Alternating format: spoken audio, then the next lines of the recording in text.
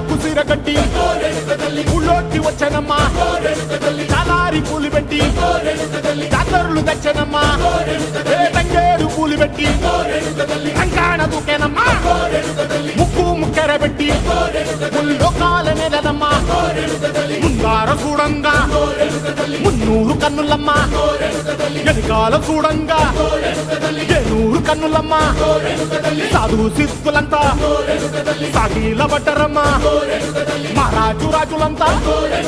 మొగారిల్లిరమ్మా కోరిక కోరంగా